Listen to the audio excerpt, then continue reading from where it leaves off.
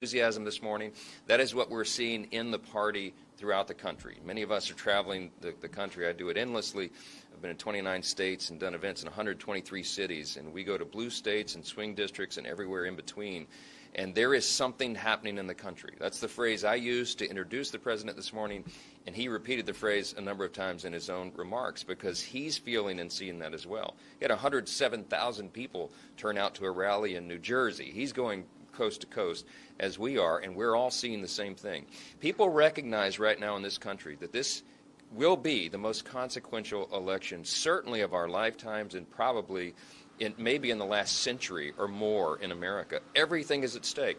The Biden administration and President Biden have made a mess of every area of public policy, and everyone in the country knows it. And so they're anxious for answers. They want a response to the things that have them so fed up, and our party is there to provide them. We have an extraordinary stable of candidates who are out there running great campaigns across the country. Our incumbents are in great shape. The challengers that we've recruited to flip some of these seats from blue back to red are doing extraordinarily well, and we believe we're headed for a great November. We don't take anything for granted. You have to run like you're 10 points behind. But we are very encouraged by the polling that shows what we know intuitively, and that is this thing is trending certainly in the right direction. And we believe that we're going to win back the White House and the Senate and grow the House majority, and when we do that, we will not waste a moment. We will be working on a very aggressive agenda to fix all the great problems facing this country right now. We talked a little bit about that today with President Trump. We talked about how to grow this House majority and how he will help in doing so, and then how we'll help him as well. And this is a unified effort by the party. We're feeling good. As we walked out of the room today, one of our colleagues walked up to me who's been around a long time, been in Congress a long time. He said, "I feel better. I feel more confident, more energy, more enthusiasm right now than I've felt in probably 40 years in politics." And I think that is probably a good indication of how people are feeling out there in the country. Something is happening, and we're excited about that. We'll take a few questions. Yes, sir. On the legislative front, President Trump has talked a lot about his frustrations with the convictions facing him and the legal challenges. Does he feel that you are doing enough as House Republicans to fight against that? And in particular, the Russell Fry bill, did he mention that? Can you commit now to moving that forward after the president's address? Yeah, we're working on the Russell Fry bill. I think it's a good idea, and that basically is a simple concept. It's that if a president or vice president is challenged in court, in a state court, they would have the right to remove it to a federal court. That's a very common sense notion. It's something that's already in practice for federal judges and members of Congress. It should apply to the executive branch as well, and I think it shouldn't even be a controversial notion. He didn't bring up that specific piece of legislation.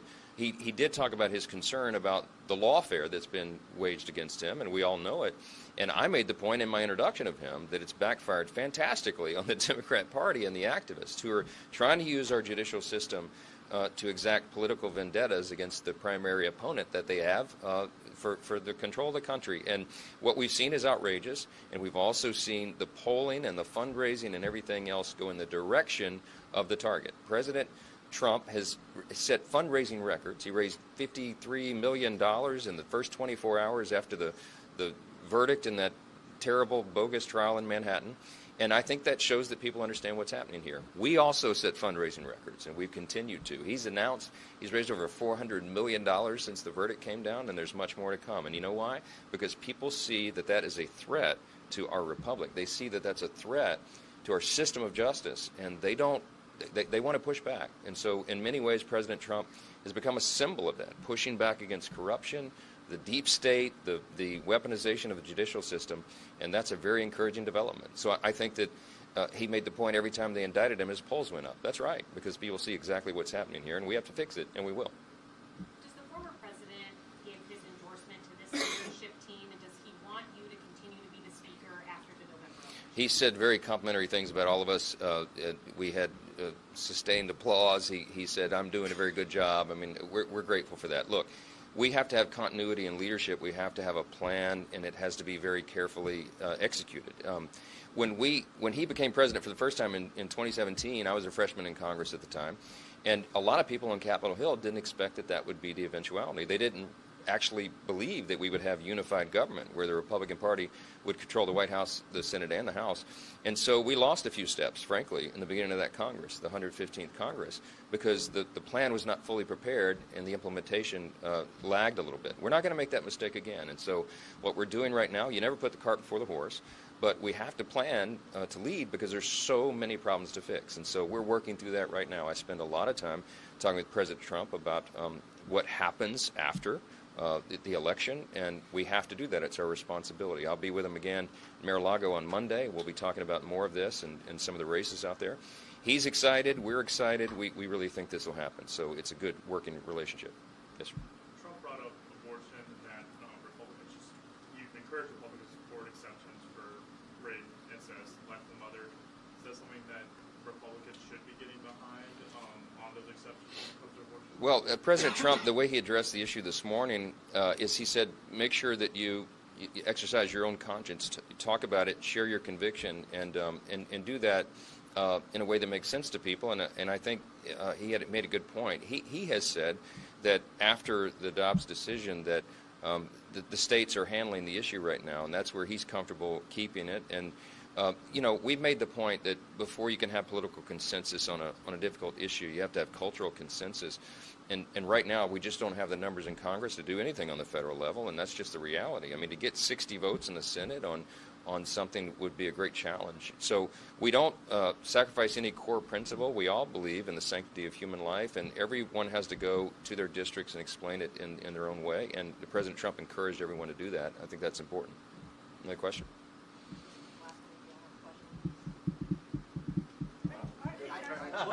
One more question. On the endorsement front, there's some number of incumbents in that room who Trump is endorsed against. Two come to mind, Dave Newhouse and Bob Good. How frustrating is it to see the leader of the party, who you all agree has unified the Republican Party, still taking shots at members who you have to defend?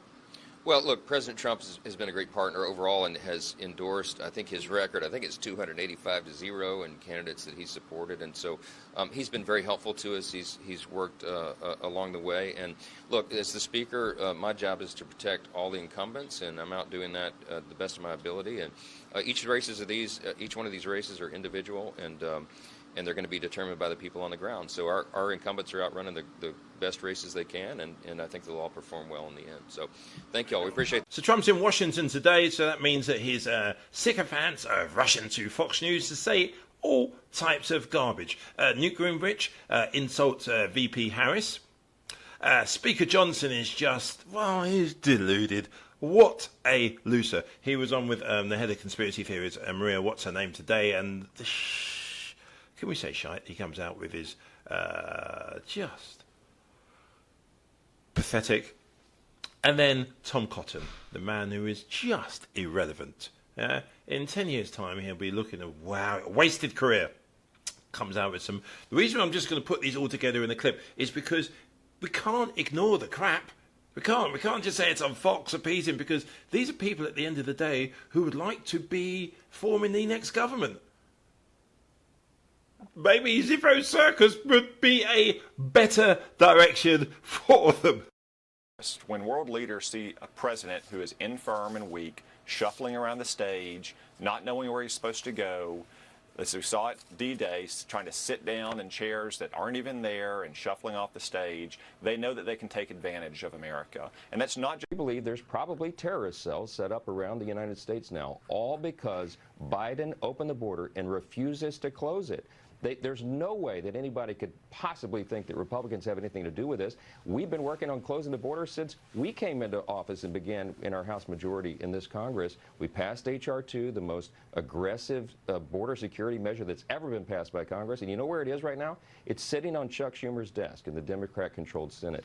Well, we are hamstrung in doing anything until we have a president who cares about a closed border, and that's why we need President Trump back in office. Well, this is very dangerous, and obviously we're all wondering what Christopher Wray is alluding to. I mean, we just heard one lawmaker earlier say we're waiting for another 9/11.